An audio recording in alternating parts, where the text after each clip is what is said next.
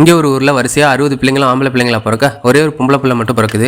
அவள் பிறந்த நேரம் காஞ்சி கிடந்த ஊரில் மழை பெய்ய ஆரம்பிக்க அவளை கடவுள் கொடுத்த வரமா நினச்சி இளவரசின்னு பேரும் வச்சு ஊர் மக்கள்லாம் கொண்டாடுறாங்க. அதனால இளவரசி இந்த ஊரை விட்டு வெளியே போகக்கூடாது, இந்த 60 பேரில் ஒருத்தனை தான் கல்யாணம் பண்ணிக்கணும்னு முடிவு பண்ணிடுறாங்க. அதனால இந்த 60 பேரும் சின்ன வயசுலேருந்து ராணி மாதிரி தாங்கன்னு தங்குறானுங்க. இந்த 60 பேருக்கும் கல்யாண வயசும் வருது. அந்த டைமில் ஹீரோவும் அவன் ஃப்ரெண்ட்ஸும் டாய்லெட் கட்டுற விஷயமா இந்த ஊருக்கு வர ஆள் பார்க்க வேற அழகாக இருக்கான். எங்கள் இளவரசிக்கு மேலே லவ் வந்துருமுன்னு ஊருக்குள்ளே வர வேண்டாம்னு சொல்கிறாங்க. நம்ம நல்லதுக்காக தானே அவங்க வந்திருக்காங்கன்னு ஊர் தலைவரும் அவங்கள சமாதானப்படுத்துறாரு. சரி வேலையை ஆரம்பிக்கலான்னு பார்த்தா பகலில் இளவரசி ஊருக்குள்ளே சுற்றிட்டு இருப்பா. அதனால ராத்திரியில் தான் நீ வேலை செய்யணும்னு சொல்லிட அதுக்கு ஹீரோவும் சரின்னு சொல்லிடுறான்.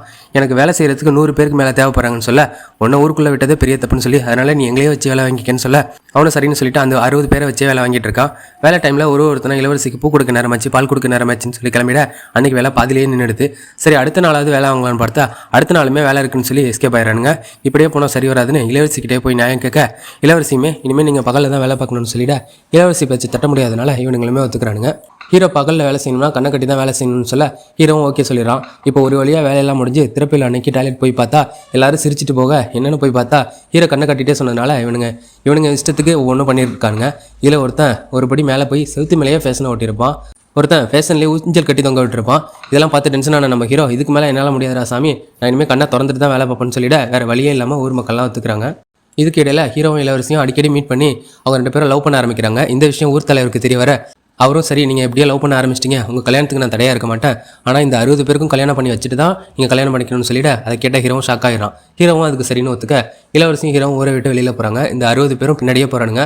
இவங்களை அழைச்சிட்டு ஹீரோ அப்பார்ட்மெண்ட்டுக்கு போக இவங்களை எங்கே தங்க வைக்கிறதுன்னு யோசிச்சு ஹீரோ அந்த அப்பார்ட்மெண்ட்டில் நிறைய பேருக்கு நல்லா செஞ்சதுனால ஒரு ஃப்ளாட்லேயும் ஒருத்தரை தங்க வைக்கிறான். இதுக்கு இடையில ஹீரோவோட தங்கச்சிக்கு மாப்பிள்ளை பார்க்க அந்த பையனுக்கு கூட்டம்னாலே ஆகாது போல். அது தெரியாத இவனுங்களும் தங்கச்சிக்கு பார்த்த மாப்பிள்ளையானு ஓடி வந்து கட்டி பிடிச்சிக்க இது மாதிரி இனிமேல் இப்படி நடந்தால் இந்த கல்யாணமே நடக்காதுன்னு மாப்பிள்ளையும் சொல்லிட்டு கோவமாக போயிடுறாரு. ஆனாலும் நம்ம தங்கச்சிக்குன்னு உரிமையாக மார்வசத்தில் வந்து இவங்க கல்யாணத்தில் கலந்துக்கிறானுங்க. அது தெரிஞ்ச மாப்பிளையும் கல்யாணம் வேணான்னு சொல்லிடுறாரு. இப்போ ஹீரோவும் அவனுங்களை பிடிச்சி கண்ணா பின்னாடி திட்ட அதை பார்த்து டென்ஷனான இளவரசி ஹீரோ மேலே கோச்சிட்டு போயிடுறா. அந்த சமயம் மண்டபத்தில் திடீர்னு தீப்பிடிக்க 60 பசங்களும் வந்து தான் அந்த தீயை அணைச்சி எல்லாரையும் காப்பாற்றுறானுங்க. இதில் மனசு மாறின நம்ம மாப்பிளையும் உறவுகளோட அருமையை நான் புரிஞ்சுக்கிட்டேன்னு சொல்லி கல்யாணத்துக்கு ஒத்துக்கிறாரு. அப்போ தான் இளவரசியை காணும்னு எல்லாரும் தேட ஹீரோவுக்கு அவள் கையில் கட்டியிருந்த ஸ்மார்ட் வாட்ச் ஞாபகம் வருது.